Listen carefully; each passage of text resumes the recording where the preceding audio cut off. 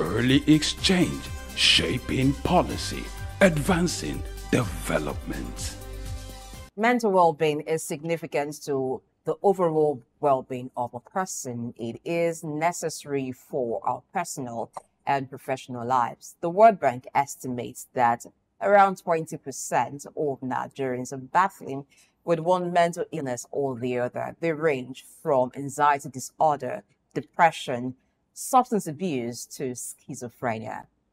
Today, we're looking at mental illness and how that can be improved for productivity, not just in business, even for academic life and other spheres of life. So joining us virtually this morning will be Dr. Deji Osasona, who is a neuroscientist and is also a behavioral consultant looking into the issues of mental illness in Nigeria. If the World Bank, I beg your pardon, if the World Health Organization estimates that around 20% of Nigeria's population, bringing that to around 40 million people, battle with one mental illness or the other, then you understand that this is a very serious issue. Dr. Sass, good morning. Welcome to Early Exchange. Good morning. Thank you for having me at Early Exchange this morning. We're glad that you could join in. Now, looking at what the World Bank I beg your pardon, we've been talking about money and finance, so you understand why the World Bank is still very much in my head. So I'm rebooting right now and transiting from the World Bank to the World Health Organization. So if the World Health Organization, WHO, estimates that around 20% of Nigeria's population battle with one mental illness or the other, what do you think about this? And what are some of the issues that could lead people into one mental illness or the other? All right. Thank you so much once again for having me. Good morning, Nigerians. Good morning, humans of this planet called Earth. The reality of today is that mental health crisis is at an all-time high globally, not just in Nigeria alone. However, the statistics are really being ruled out for Nigeria can be quite alarming, and it calls for urgent intervention, urgent attention.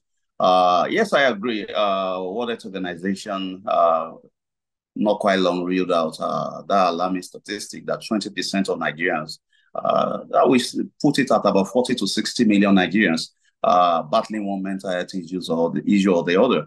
But you know, the truth is that most likely that's actually underestimated, most likely, because with all the statistics that we have, it's a pointer to the fact that it can be worse than that. For example, I'm aware of a study that was done among 6,900 people, especially workers. Since the World Mental Health Day for 2024 is focusing on mental health in the workplace. So I want to bring this data. Mental Health Watch Nigeria did a Nigerian workplace mental health survey in 2019. And they found out that about 78% of Nigerian workers are at the risk of mental health issue. And about 64%, that's 2 in 3, are at the risk of burnout due to excessive and prolonged stress. That's one statistic that's quite scary. All right. Then there's another one by NDLEA, Nigerian Drug Law Enforcement Agency, regarding substance abuse, drug abuse. And the global prevalence rate for drug abuse is pegged at about 5.5%. But you won't believe it, for Nigeria is about triple of that prevalence rate, about 15%. And it can even rise as high as 40% between the age grade of 18 to 35 years, substance abuse, with cannabis being the leading substance being abused, then followed by other substances like tobacco, alcohol, cocaine, amphetamine, and some non-conventional substances. So we have serious mental health issues in our society. And the reality also is this: there's a strong link between mental health and productivity in the workplace, productivity in a society. So to answer the second part of your question, what are the risk factors, or what are the associated factors that can lead to, or that can contribute, or could have contributed to this rise in mental health issues in Nigeria. Some of them are too obvious to even be mentioning. So today we have serious economic challenges for individuals and families because of obvious factors, and many are not handling it very well. But beyond that, there are other factors that are biological, genetic, and environmental. For example, we have a couple of people grew up in a dysfunctional home. Several people, let me put it that way, grew up in a dysfunctional home. And whatever trauma you experience growing up, especially at a particular age grade, has a lot to do with how you behave growing up, because you develop a trauma response behavior, a coping mechanism, and the care is not taken.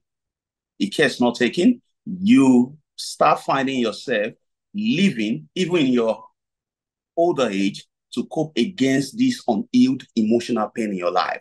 Some try to cope against this unhealed emotional pain of abandonment, of absent parents, of broken home, divorce, or exposure to parents that are alcoholic, that are drug addicts themselves, or that are dealing with mental health crisis, or some are dealing with developing behaviors to cope against rejection, extreme poverty, war, violence, crime, and displacement as the result of terrorism and what have you. Now, these coping mechanisms can follow us into adulthood, and some people, it's in substances. They seek solace to cope against this unhealed emotional pain in their life. Some people, it's in other forms of addiction. Some is psychosexual addiction, and some even manifest in personality disorders. We have a lot of personality disorders in the workplace today, ranging from antisocial personality disorder, in which the person is prone to conflict all the time. And you're wondering, why is this person always against everybody? Is it only you? It may not be intentional. It may be something that shifted at the brain. And some are even narcissistic, a narcissistic personality disorder.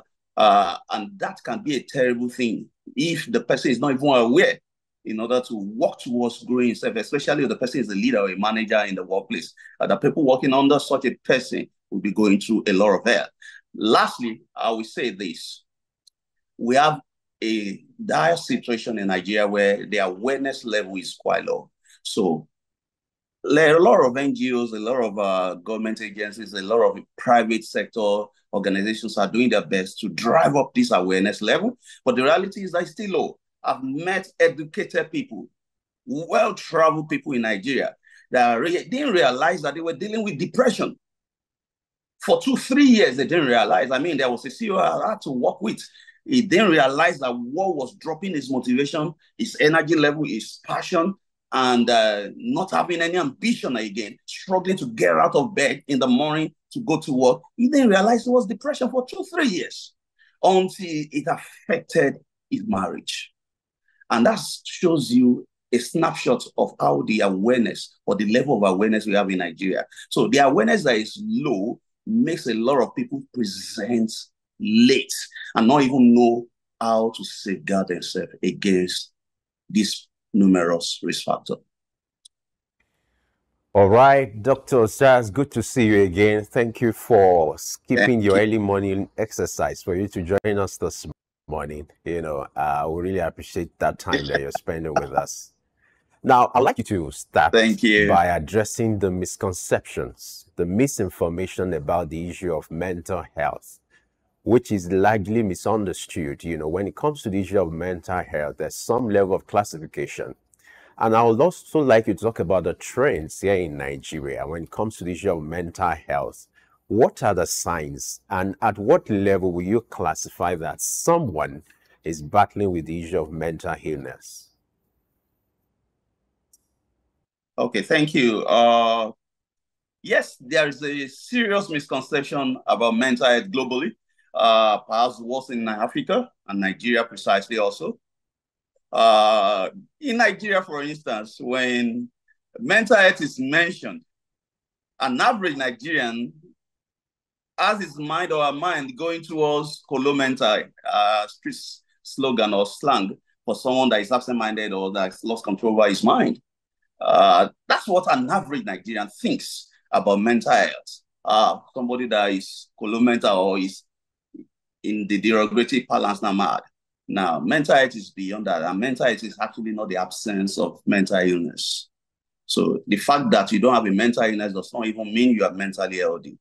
I always like to put it this way: mental health is a continuum. It's a continuum. It's like a spectrum.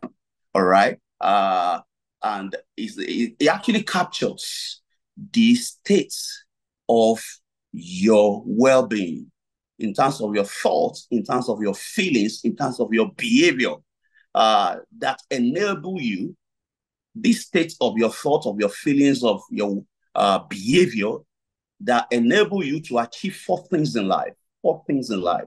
Number one, achieve your highest possible potential.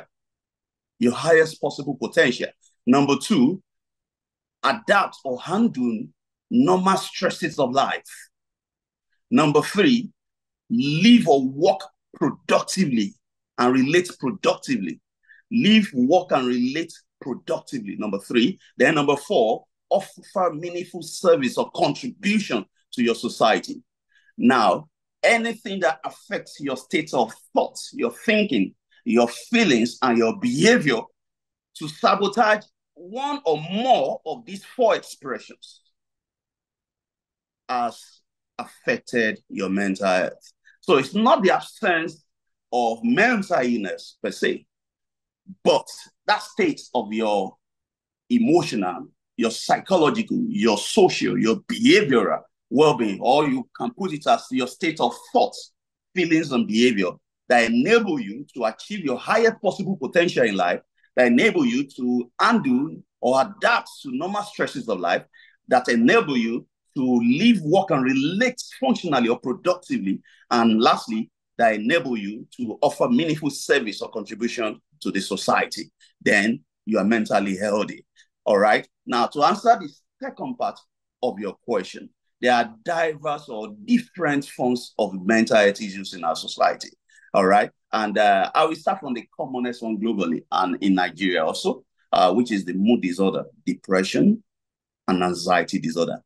Depression and anxiety disorder. And the statistic is also scary, but I think I'll just drop the statistics. We are not bearers of bad news, so to say.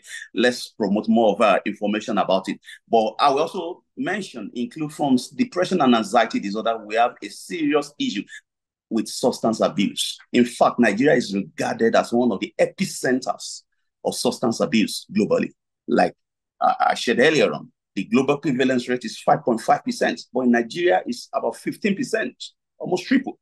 And it can rise as high as 40% between the ages of 18 and 35 years. So we have a serious crisis with substance abuse in Nigeria. Then down to personality disorders that oftentimes people don't even, in fact, there's a thin line between your normal personality and personality disorder.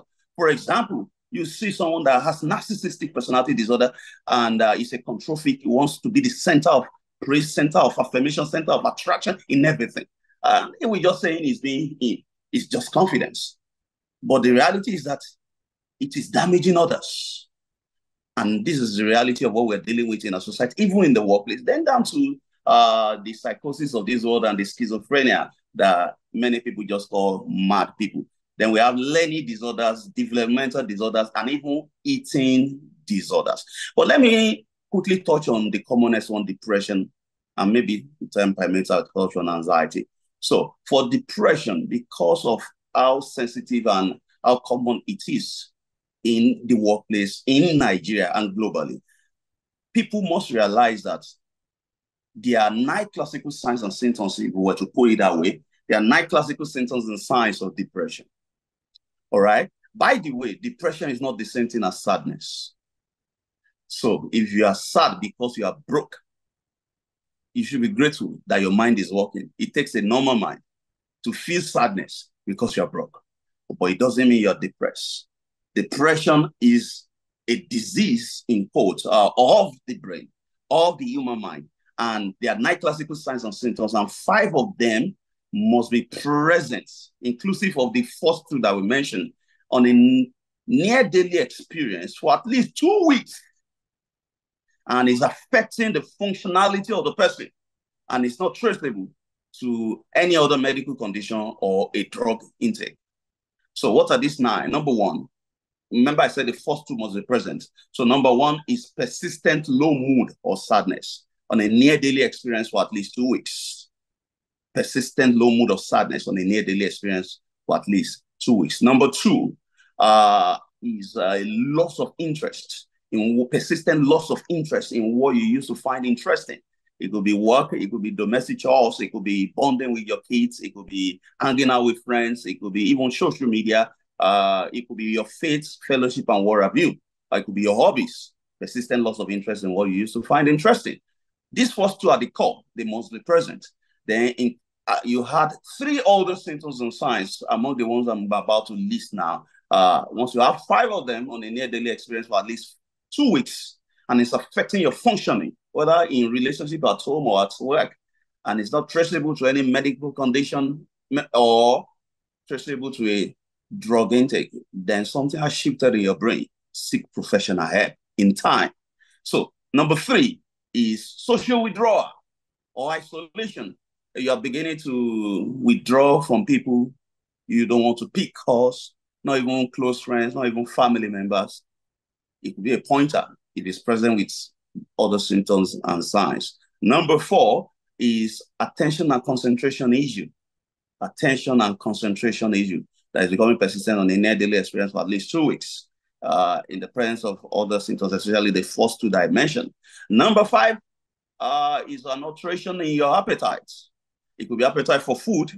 It could be appetite for respect. All right. It could be appetite for sex. All right. Alteration in your appetite. Then I think I'm losing the tracking of the number now, but we just list them. Then also a change in your sleep pattern. A change in your sleep pattern. Oftentimes it's oversleeping, but it can also be, you can also find undersleeping in it. Then also, we also have physical sensations or pains or ailment that can mimic depression, especially in men. If a man is repeatedly treating malaria or typhoid, this month they say you have malaria and typhoid. Next month again, you are treating malaria. 3 months time, same thing. Your doctor or you yourself should start seeking more information deeper than just malaria and typhoid, which, by the way, are already endemic in our society here. It may be psychological. Then also, I think that should be number 7. Number 8 now, persistent feeling of regret, guilt, and hopelessness. Persistent feeling of regret, guilt, and hopelessness. Then last one is suicidal ideation. That is thought of ending it all. And it may come in varieties of forms. It may not necessarily mean you're thinking of outrightly ending it all, but you're beginning to fantasize or normalize taking your life or living a miserable life, a reckless life that can lead to a death or becoming harmful to you. All right. In fact, it can be hiding under the guise of religion. If rapture just comes, let's just end it, or what are we doing in this world? Or I just want to disappear to somewhere and just be alone forever. This can be subtle signs of suicidal ideations, thoughts of ending it all. Just seek professional help in time. Now, from all you've mentioned, this condition has to persist for at least 2 weeks. Are there certain situations or circumstances that can predispose a person to this? Can it wear off over time without any medical attention? For instance, grief. Say a person loses a loved one. Can it make that person fall into depression with all of the symptoms happening? And can it wear off over time without any medical intervention? Yes. By the way, let me balance it. Grief is a normal response to loss. It's a normal response to loss of a loved one, loss of a property, loss of a position. And we say in psychology or psychiatry, there are 5 stages that anybody goes through when you're grieving, all right? And interestingly, one of these 5 stages is depression. So there's denial phase. Then after denial, all right, then you go through anger phase. And after anger, you go to bargaining in your head. Then after bargaining, you go to depression. After depression, you successfully navigate it, then you go into acceptance, and that's when you can move on. All right. So to answer your question, yes, it's possible for someone to successfully navigate and come out of depression, because if it's mild, oftentimes with the social support system in terms of families and friends, with self-help in terms of resources, and perhaps sometimes just counseling in form of mental health counseling. In fact, sometimes just psychological counseling, somebody that can help you shift your perspective on the issue, because we all have blind spots. But by the time it's worsening to like moderate clinical depression, or mild to moderate, or even severe, you may not be able to help yourself. You need to seek help. Sometimes it may be just speaking to any doctor, and the doctor will appropriately refer you to the specialist, psychiatrist, or a clinical psychologist. And sometimes it may just be psychotherapy you need, but a lot of times also you may need a balance between psychotherapy and medications. All right, Dr. Osas, my next question is going to be 3 in 1, and I'll be glad if you can summarize them so that at least we can save time here. First, I would like you to establish the fact that, is there any research creating a link with the fact that mental illness could be hereditary or has some genetic connection? And also, I want us to address the issue of stigma in the society. When you disclose that you're battling with mental illness, the kind of perception to this is somehow. How do we address this issue of stigma? And for those who are dealing with the issue of mental illness, what kind of support system should be put in place, whether by the government or the society, even in the workplace, to help them, manage this kind of situation? Okay, thank you for the 3-in-1 question. It's a complex trinity.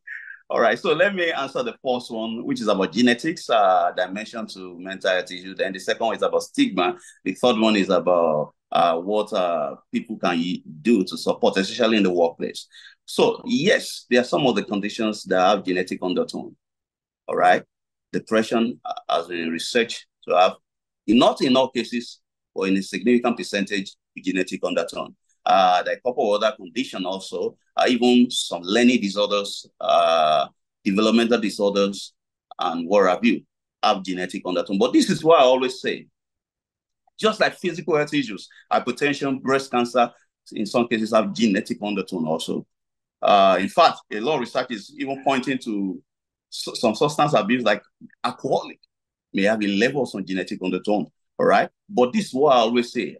And this is like a hope to anybody that's inherited a defective gene or a bad gene for any particular condition, or a particular condition runs in your family. Please know that you are not in its entirety a victim of that bad gene. You should not resign yourself to the fate that, after all, I've inherited this bad gene. It runs in our family, so automatically I will have it. No. So there's something we call epigenetics, different from genetics. All right. So as we have genetics, which is the study of genes, all right, we say that you might have inherited a bad gene, but it doesn't automatically mean you will come down with that condition. You might have inherited a bad gene for hypertension, for diabetes, for breast cancer, and in similar vein, for depression, for anxiety disorder, for a particular personality disorder or developmental disorder. Doesn't mean you will automatically come down with it. There's a role of epigenetics, and epigenetics is essentially environment and lifestyle. So I always like to liken it to, if you enter your room around 5 a.m., let's say you traveled, you just came back, and you enter your room around 5 a.m., 4 a.m., it will be dark in that room. But the truth is that the fact that it's dark in that room does not mean there is no power supply to that room in terms of current flowing in the electrical circuit. What has just happened is that you are here to switch on the power. Now, the same thing with these bad genes. Until something switches it on, oftentimes they don't manifest.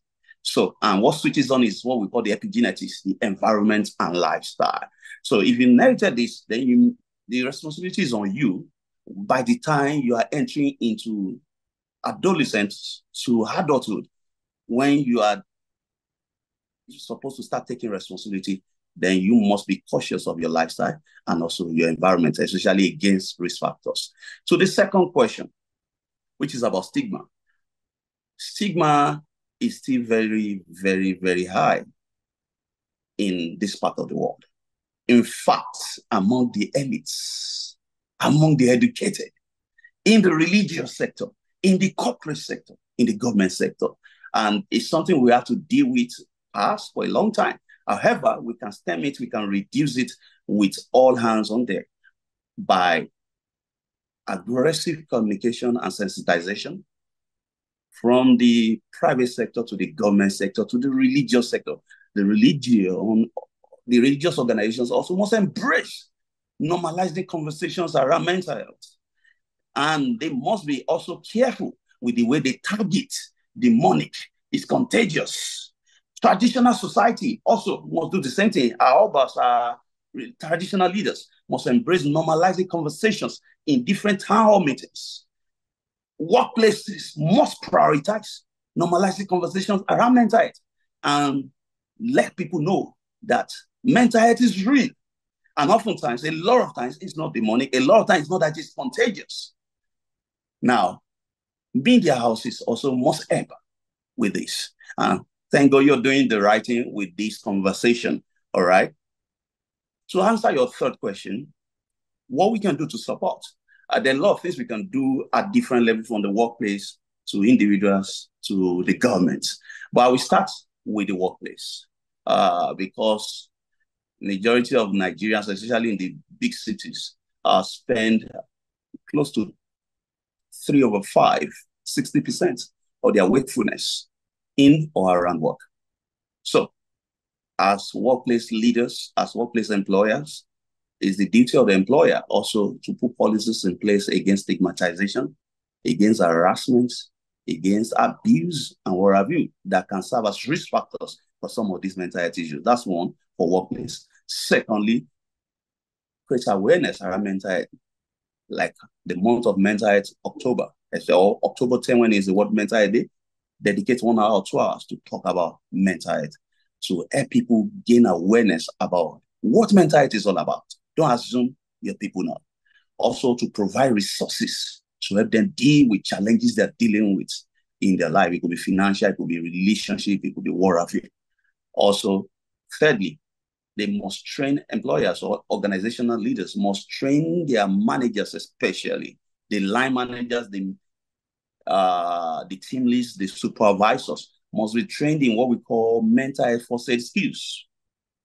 In fact, all the workforce must be trained. But if you want to focus on the line managers, because they are the ones directly relating with this employee subordinate. And what is mental health first aid skill? Is just essentially a set of skills to spot and support mental health crisis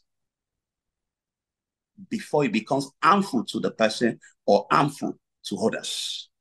And there are skills to be able to spot it. There's a model founded by the World Health Organization to help with this. Lastly, a lot of trainings also should be going on, not just focusing on functional skills alone or technical skills, but also on soft skills or behavioral skills, like resilience in the workplace, like mindfulness, which is the science and art of finding focus and balance in a stressed out multitasking environment or culture of today. These are things that workplace can do. Also, on the side of the government, thank God for the lunacy, the famous Lunacy Act of 1958 that has been repealed by the federal government of Nigeria just January 2023. So it has inculcated or absorbed in more empathy for people dealing with mental health issues now. So suicide cannot be criminalized like before again. Thank God for that. That's a starting place. But also, there must be incentives for organizations, especially NGOs, promoting mental health awareness. There must be incentive. There must be infusion of mental health care into health insurance at all levels. At all levels. Then lastly, there must be a scaling up of mental health care to the point that it becomes embedded in our primary health care, such that any individual can go to any PHC, primary health center, and be able to have a counselor, a psychologist, a psychotherapist, at the least, to talk to. Then we'll be doing a lot. We'll be saving this country a lot of issues that are traceable to mental health issues like crimes, violence, and what have you, traceable to substance abuse, traceable to a lot of mental health issues. Then on the individual level, I've talked about media already, so I won't go into that again. On the individual level, we all must take responsibility for our mental health. No health without mental health, and no wealth without health. So self-care is not selfish. Know when to put boundaries in place. Not all relationships are healthy for you. As a matter of fact, any relationship without boundary is unhealthy for you. You must know how to prioritize yourself in every situation, especially if you're in an extended family. I've seen many people that sank into depression as a result of pressure from extended family, especially firstborns. You must know when to draw the boundary. And you also must know when to talk to someone. We don't live an island kind of life. I always jokingly say the first letter in illness is I. If you life is all about I, myself, me and myself alone. And the first two letters in wellness, we are designed to connect. Know who to talk to, by the way. Not everybody you can talk to, but know who to talk to. And for our men especially, men know they talk. Men know they cry. That's a fallacy. Please, gentlemen, know that vulnerability is actually strength. Being able to open up to talk to your wife or to talk to somebody that you know will not feed on your fears, but will feed on your strengths is actually a strength on its own. It means you are secured in yourself to be able to open up. Talking is a form of therapy on itself. And if there's not one around you, know where to seek professional help, like psychotherapists. There are a lot of them available online. You will just Google. And there are also helplines available by Lagos State. I think I'll stop there. Okay, before we let you go, haven't talked about what everyone can do from religious institutions to the individual. Are there certain habits that one can inculcate to help go through life? Because these days people are busy. The support system of many persons seem to be failing because that support system itself is challenged with other things. People are away from their families. Some have relocated to other countries. Some time ago, we saw a video of a lady who had relocated but was crying because she was lonely and away from her support system. What do such people do to ensure that they don't calm down with one mental illness or the other? Thank you. While we cannot overemphasize the role of social support, I've had to speak at a conference virtually in Australia, which hosted a lot of Nigerians over there. And I asked them to share their biggest concerns, their biggest challenge in Australia. And a lot of them mentioned, in fact, isolation, social isolation was top on the list. And I believe it's worse over there outside Nigeria, but it's also present in Nigeria.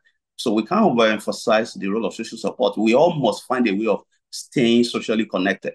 Thank God for technology, all right? You must find a way of staying socially connected. It's a responsibility, a primary responsibility on you, all right? Stay socially connected. Find people you can talk to. Find people you can relate with. Find people you can hang out with.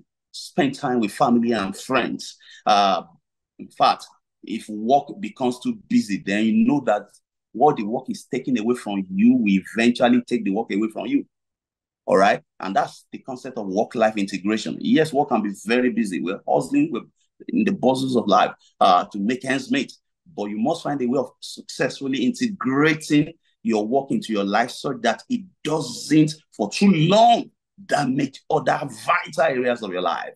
All right. Like hanging out with friends, like socializing, like connecting with family, like faith-based organizations that help you raise your hope, like exercising, because exercise is a way of distressing yourself. In fact, I like to put it this way, in neuroscience, exercise and stress share the same neurological pathway in your brain, meaning that if you have been exercising very well, when a major stressor happens to you, your brain has become used to that pathway, it has been primed, so it won't be too sudden and overwhelming to your brain.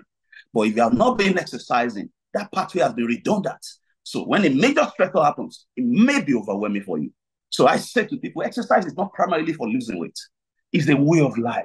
You are designed by your creator to move and mindfully move. And that's why your legs, your hands can be flexed, not a straight one that cannot be bent. So you must keep moving. Avoid sedentary life. It doesn't necessarily mean when you hear exercise, it's all about gym. Just brisk walking in your community, in your neighborhood for 30 minutes, 20 minutes per day. Consistency over intensity. All right? It also helps to clear stress chemicals from your brain. Then you must also watch what you eat. You can't be eating anyhow and expect your mental health not to suffer. It's a matter of time. Your food can control your mood, and your mood can also regulate the food you are eating. So be conscious of what you eat. Time will not permit me to go into that, but your food matters. You may speak to a professional to help you with that. Sometimes the mood issues we are dealing with have a lot to do with food, because in fact, serotonin, one of the happiness chemicals in the body, this one particularly is responsible for mood stabilizing, helps us to stabilize our mood. Serotonin is one of the substances in a lot of antidepressants. 80% of serotonin producing agents in our body are found in our digestive system, in our guts. That tells you that food has a lot to do with your mood. Also, your leisure, maximizing your leisure matters. Leisure is about your non-busy time. You prioritize sleep.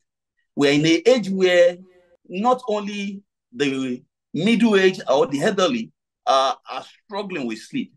You see 12 years old, 13 years old, 16 years old, not sleeping till around 4 a.m., 5 a.m. in the name of social media apps. Now, you're damaging your brain, unfortunately. Sleep, by the way, is one of the areas of our lifestyle that has been designed to help us regenerate ourselves, including our mind, our brain. So when you don't have adequate sleep, you're overwhelming your brain and weakening the capacity of your brain to handle stressors and demands of life. Then also socializing, bonding, connecting with people, creating time to integrate work successfully into your life so that you can also achieve something significant in other areas of your life. Then creating time to even do checks. It could be physical health checks. It could be mental health checks. It's not only when you become mentally that you speak to a mental health professional. No. You can just walk up to a psychologist and decide to say, I want to understand my personality. I want to understand my emotions. I want to understand how my background, my childhood is affecting the way I behave in my relationship now. All right? Then, because of time, I will just stop at this point in your spirituality. Now, I know that some people, when they hear spirituality, they will think of religious. No, there's a difference between religion and spirituality. And a lot of scientific evidence points to the fact that spirituality has a lot to do with mental health. All right? It helps. For example, spirituality is not religion, like I said. Christianity, Islam, they are just religious outlets or expressions of spirituality. But spirituality is your connection with your deepest and highest self, your spirit. All right? And when this happens, there are evidences or expressions of it. One of it is your self-awareness will be high. You know your strength and your shortcomings. And when your self-awareness is high, your self-acceptance will start going up. And when your self-acceptance is going up, self-esteem will go up. Your identity will be intact, and you'll be able to handle normal stresses of life better. Also, you will live a meaningful life, even in the face of challenges. You know and realize that there is a meaning to everything happening to us, and life is not happening against us. Life is happening for us. Also, you will live a life of gratitude. Gratitude, which is one of the mindfulness activity that we all must do, is not necessarily because bad things are not happening So, to Deji us. Osasona, if we had the time, we would let you go on because there's so much that you have to share regarding mental illness, and what people can do to improve their mental well-being for productivity. But we need to wrap up the show here because we're out of time. Thank you so much for joining in the show today. Thank you for having me. We've been talking with Dr. Deji Osasona, who is a neuroscientist, a psychologist, mental performance coach, and also a behavior consultant and CEO Winbox. And has been looking at mental illness, looking at how to improve ways people can improve their mental well-being for productivity. That's the show today. Many thanks for watching. I am Blessing Eiche. Exchange returns Monday, 8 a.m. West African time. Be sure to follow us on our social media platforms at SouqnewsTV, and please leave a comment. All right, Dr. Osa has emphasized on the need for us to take responsibility for our mental health. And I leave you with this: you are the CEO of your own happiness, so ensure that you put your mind, your soul, your spirit in the right state so that you can enjoy a better mental health. Don't forget, Market Insight comes up at 11 and Early Exchange returns on Monday. Thanks for watching. I am Femi Ayodele. Enjoy your weekend.